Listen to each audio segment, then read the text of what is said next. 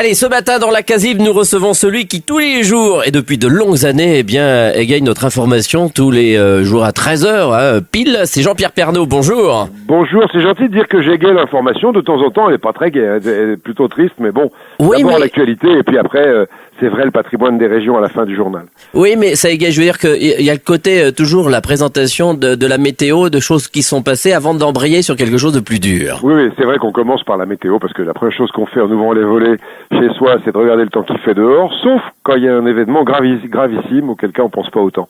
Mais généralement, c'est vrai, c'est la météo, c'est pas l'air du temps, mais c'est d'abord dans le journal les préoccupations principales des Français.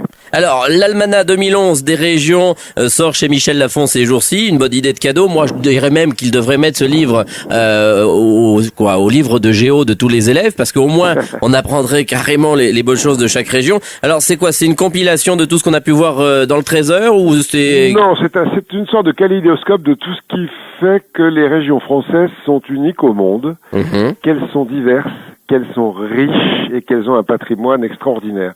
C'est ce qu'on met en valeur dans le journal de 13h et c'est ce que j'essaie de mettre en valeur avec mon éditeur Michel Lafon depuis 8 ans, où on a édité une série de très beaux livres sur les métiers de l'artisanat, sur la cuisine des régions, les saveurs des régions, sur les fêtes régionales, sur l'architecture des régions qui est différente d'une région à l'autre, avec les artisanats qui vont avec. Donc on a fait une série de très beaux livres et puis là, cette année, Michel Lafon a eu l'idée de faire un almanach, une sorte de livre de chevet, et chaque soir, on lit une page et on a le sentiment qu'on est quand même dans un pays magnifique. Et c'est vrai qu'on découvre, alors que ce soit dans cet almanach ou dans le journal de 13h, beaucoup de choses. Alors on a l'impression d'en connaître, puis on en découvre d'autres, parce que on a ce côté chauvin en plus en regardant votre 13h. Parce qu'on s'est dit, est-ce que nous on va y passer? Est-ce que le Jura va y passer? Est-ce que la Côte d'Or va y passer? Est-ce que la Saône-et-Loire va passer?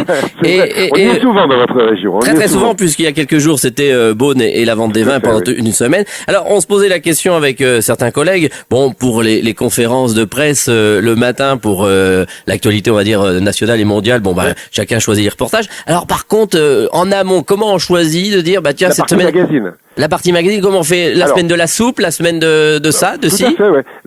La partie magazine du 13h est dirigée depuis 20 ans par un rédacteur en chef qui travaille avec moi, qui s'appelle Fabrice Decas, qui est passionné par les régions, et on travaille à deux ensemble sur cette richesse régionale avec de nos correspondants régionaux, avec les journalistes de TF1 qui sont passionnés par la belle image, les belles choses et les belles histoires qu'on peut raconter. Pour vraiment, auparavant dans les journaux télévisés, il y avait toujours des invités à la fin du journal. Quand il y a un spectacle à Paris, il y avait un invité. Oui. Et nous, on a remplacé cette partie invitée par des reportages. C'est le travail, on estime que c'est le travail de la télé de montrer des images, de montrer des belles choses aussi. Et on a mis en valeur les richesses des régions. Et on s'aperçoit au bout de 23 ans, parce que je suis là depuis presque un quart de siècle, mine de rien, que des richesses, il y en a encore des centaines, des milliers à montrer, des dizaines de milliers. Parce qu'il y a des gens qui ont un savoir-faire extraordinaire, mais pas toujours le faire savoir, donc qui n'ont pas d'attaché de presse dont tout le monde parle. Donc ce sont des gens qu'on met en valeur, ce sont des traditions qu'on met en valeur, et on essaie de suivre l'actualité. C'est sûr qu'on va parler au moment de Noël plus des marchés de Noël qu'à Pâques, c'est évident. Que quand il commence à faire froid, oui, on va se faire une semaine sur les soupes des régions, et parfois dans les régions il y a des soupes. Il y aura la saison des confitures, il y aura la saison des cathédrales, il y aura la saison cette semaine, on est dans une région magnifique qui est la région parisienne aussi, on en parle également avec une série extraordinaire sur la comédie française, les coulisses de la comédie française. Et puis on a fait les ponts de Paris aussi, donc on est un peu partout grâce à nos correspondants en région. On est la seule télé qui ait créé un réseau de correspondants en région il y a 25 ans maintenant, 23 ans quand je suis arrivé, pour être au plus près des Français dans leurs préoccupations, dans l'actualité d'abord, bien évidemment, c'est 20 minutes d'actualité, le journal, parfois dramatique, mais c'est aussi cette partie régionale dont je suis très fier. Alors ce qui est intéressant, et on le voit ces derniers temps, c'est qu'une télé comme France 3 qui perd des parts de marché, qui n'arrive pas à intéresser les gens, et vous avec le même genre de reportage, et qui normalement devrait être aussi sur ce genre de télé, vous arrivez à nous capter, ça dure moins longtemps, est-ce que l'angle est mieux? Comment on peut expliquer? C'est pas le même genre de reportage. Le journal de 13h de TF1, c'est un journal télévisé, et on a eu un choix éditorial il y a 23 ans, et on s'y tient, et apparemment il plaît aux téléspectateurs, puisqu'il y a aujourd'hui à peu près 7 millions, entre 6 et 7 millions de téléspectateurs tous les jours. Ça en fait le deuxième journal d'Europe par son audience. Le premier, c'est le journal de 20h de TF1. Donc on est fiers de ça. On a une part d'audience d'environ 50%, ça signifie que le midi, sur 100 personnes qui regardent la télé, les 18 chaînes maintenant sur la TNT, et ceux qui ont les câbles en ont 200, sur tous les gens qui regardent la télé, il y a 50%, il y en a la moitié qui choisissent TF1. Donc là, on est très fiers de ce résultat, et ce résultat, il vient du travail de la rédaction sur l'actualité. C'est un journal qui est crédible, qui est au plus près de l'actualité, bien évidemment, quand il y a des grands événements internationaux, on est souvent en pointe là-dessus, parce qu'on a une rédaction formidable, et les téléspectateurs habituels du 13h le savent.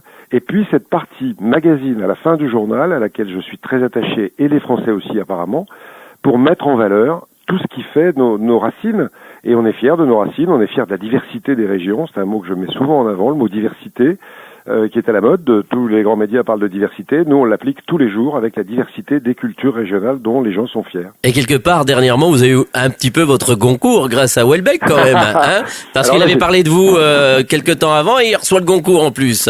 J'ai été flatté parce que dans son livre, c'est l'un des plus grands écrivains français, on le sait, il n'est pas très facile à lire parfois, mais il y a 4 ou 5 pages sur le journal de 13h où il dit le plus grand bien du 13h. Je pense que vivant en Irlande, il regardait souvent le journal de 13h sur son ordinateur sans doute. Et puis c'est vrai que les expatriés aiment ce journal parce qu'on est dans la France, on montre la France telle qu'elle est, telle que les gens de l'étranger aiment la voir. Et puis dans son livre, et puis dans les interviews qu'il a données après, il a beaucoup dit que c'était finalement une vision assez moderne, parce que la France des régions, c'est celle-là que les étrangers aiment. On parlait des hospices de Beaune la semaine dernière dans le journal, vous l'évoquiez tout à l'heure. C'est vrai qu'à Beaune, il y a énormément d'étrangers. Il y a une notoriété internationale de la vente des hospices qui est fabuleuse, parce que ça fait partie de ce patrimoine de la France qu'on est les seuls à avoir.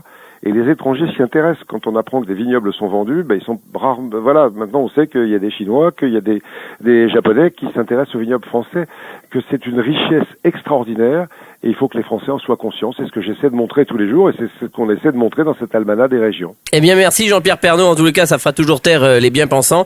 Et nous, on vous retrouve dans l'almanach 2011 des régions avec Jean-Pierre Pernaut chez Michel Lafon. Et croyez-moi, on sera toujours au rendez-vous pour regarder si des fois vous venez filmer dans notre coin. Merci beaucoup de votre accueil. À bientôt. À très bientôt Jean-Pierre Pernaut. Merci, au revoir.